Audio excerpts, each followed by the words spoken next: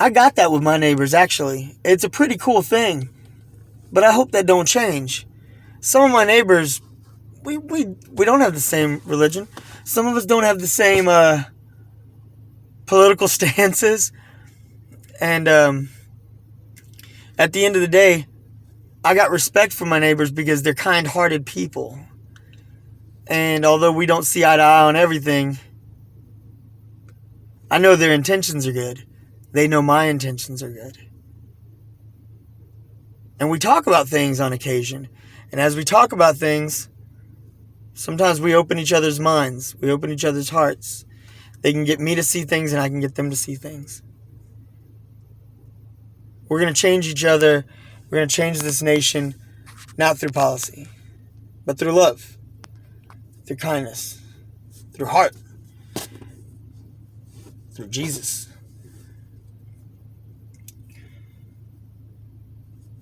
People get so bogged down on policy because it's like, oh, this policy is wrong. We must stop it. Must stop it. That's just a that's just a battle of popularity, to be honest. Whether it's right or wrong may be true. There's some things that, you won't get me to say that there's some things that aren't just wrong. And I honestly can't think of anybody that I've ever met that would say, yeah, nothing's right and wrong. There are some things that are just flat out wrong. They are. When it comes to those things that are flat out wrong, yeah, you want to implement policy to protect those things. But implementing policy is a matter of not bullying it into existence or even proving it to be right and wrong. But it comes down to a popularity contest. How many people think like you think?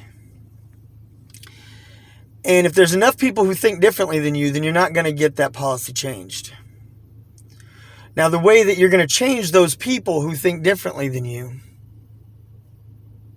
is to take a moment and really, really connect with them. And you can't really connect with anybody if all you're doing is trying to sell them. If you're just constantly trying to sell them on your platform, on your idea, you'll never get them. They'll be forever lost. Now, if you really just try to connect with people and try to love people, they're going to want to know your thoughts. They're going to want to know your feelings. And so you start sharing your love of Jesus. You start sharing God's love and grace with your fellow man. Or you just start sharing your acceptance of your fellow man being allowed to be in existence with their own free will. And that is going to build a connection with those people. And as you build that connection with those people, they're going to want to know why you feel the way you feel. They're going to want to know why you're joyful. They're going to want to know why you think the way you think. And when they ask you those questions, they're going to respect your answers, even if your answers are different than theirs. They're going to respect your answers because they respect you. And when they respect your answers, they're going to give it pause for thought. And that's how you're going to change the world. Not by being a bull in a china shop. So y'all want to continue to get on Facebook. Y'all want to get on Twitter. Y'all want to get on Instagram. You want to even get on your own personal blog and talk about how you've been censored and you've been beat down and you've been victimized. Nobody wants to use the word victimized, but that's what y'all are talking about. But y'all want to keep doing that. You're not getting anywhere. You're just fueling the fire. You're just continuing to perpetuate the nastiness, the hate, the ugliness, and more people are just going to continue to come back and attack you, and they're going to attack them, and everybody's going to keep attacking each other, and ain't nobody making any progress. Then it comes back to just a popularity contest. So be the change. Be the difference. Let's get it done. Let's start showing some love, and we're going to implement a serious change that's going to rock your city, wherever you're at. It's going to rock your neighborhood, and it's gonna set this country on fire with love, just love and passion for your fellow man, for this great country and everything that it stands for. Let's do that.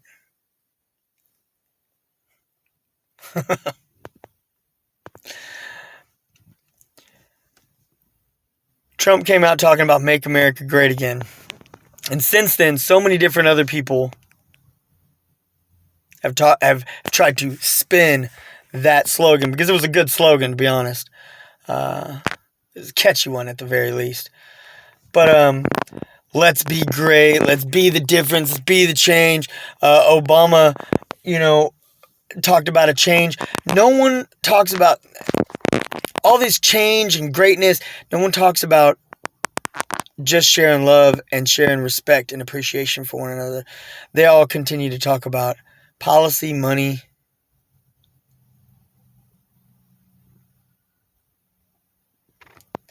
things of that nature.